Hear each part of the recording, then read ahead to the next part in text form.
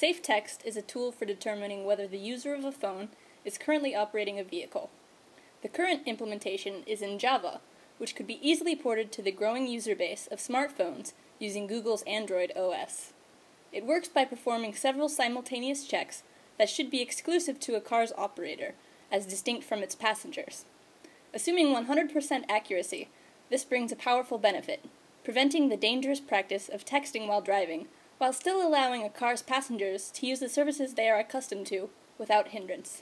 Due to difficulties in securing test hardware, our team settled on using a mobile mini QWERTY keyboard to simulate keyboard input, and a Nintendo Wii controller to gather accelerometer data.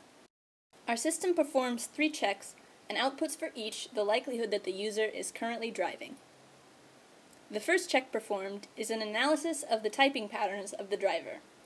While texting with only one hand while driving, attention will be shared between the phone and the road. SafeText looks for short sequences of characters entered with pauses between them. If there is a sequence of short sequences of characters with pauses after them, we can be fairly certain that the user is driving. Here, you can see a driver attempting to use a typical mini QWERTY keyboard to input text into an emulated Android phone while driving. As you can see, his typing rate is erratic because of his split attention, leading the system to determine that he is indeed driving. His passenger, however, seems to have no problem using the system.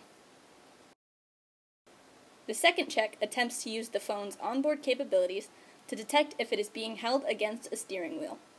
It does this by analyzing the output of the phone's accelerometer to see if it is detecting a series of small vibrations within a certain range, typical of what would be produced by a car's steering wheel.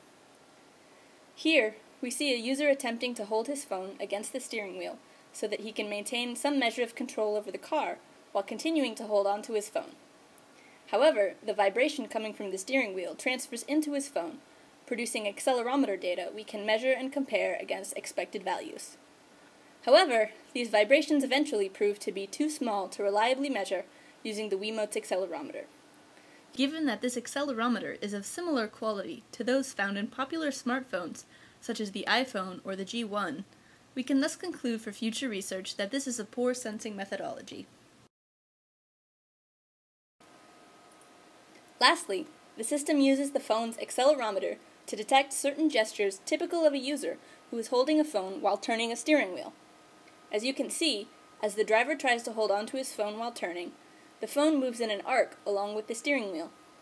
This motion is often repeated several times during the course of a single turn, giving us a simple, easily recognizable gesture to check against.